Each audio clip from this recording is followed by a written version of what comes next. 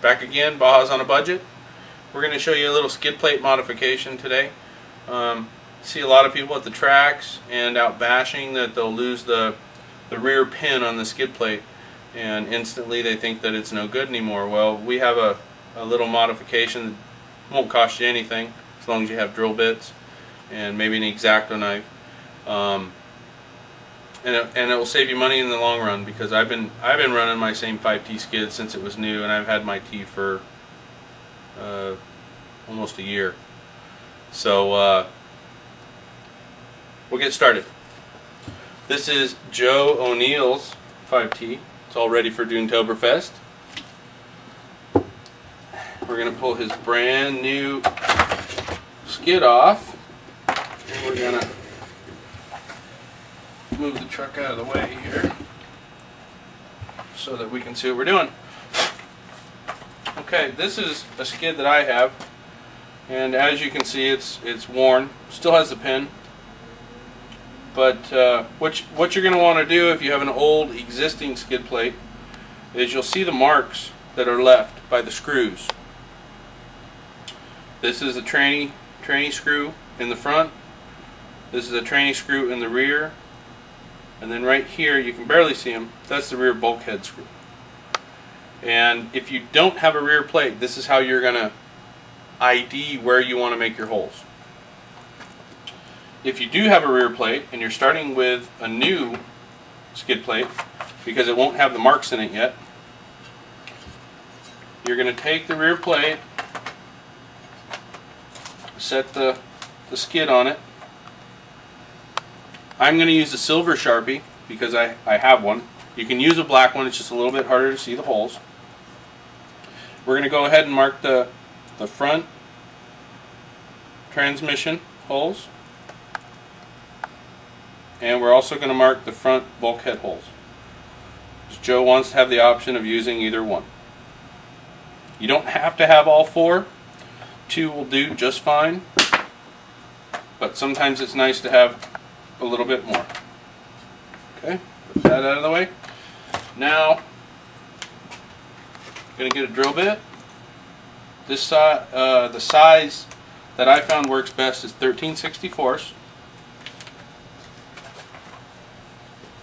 going to be kind of hard to do this so that you can see, but just find the center.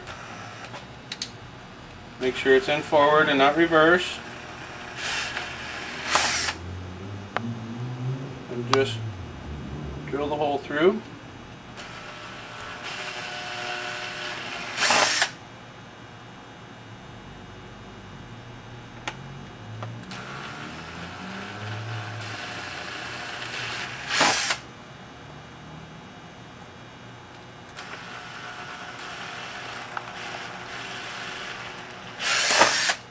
That was a little off. Uh-oh, sorry Joe.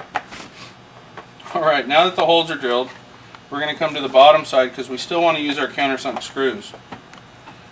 And for this, you can use one of two things. You can use, if you have one, a countersink, or you can use an X-Acto knife or a larger drill bit, which will put a little bit of a flare on it and make it so that the flathead screw actually is going to sit flush with the rest of the skid.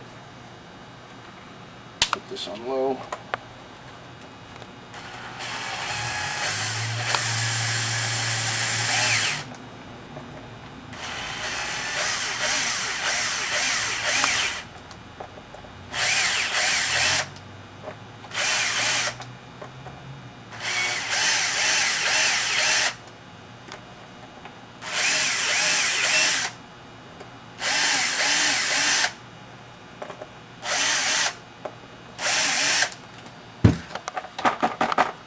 Okay, I made quite a mess there.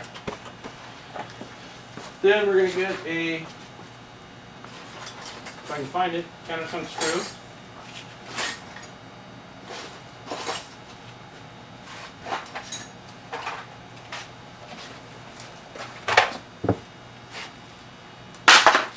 And there's not too much fuel in this thing.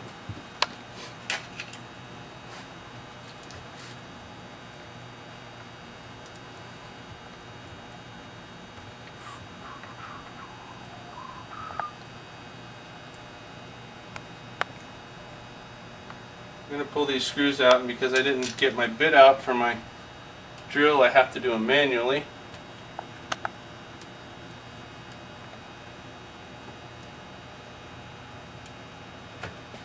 Uh-oh. Bumper's folding.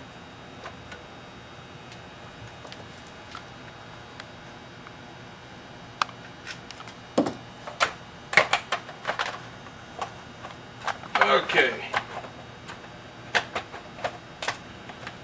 And as you can see,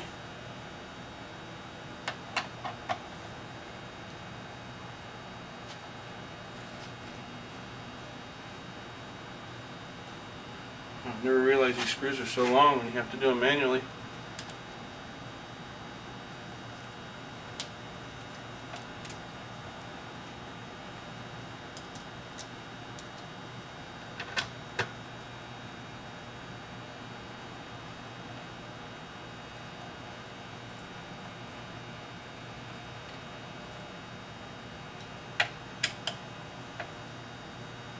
Alright, there you go. Save the skid. You can see how tight it is. Don't even need the rear pin. Baja's on a budget. Mrfixit signing off. See you in the dunes.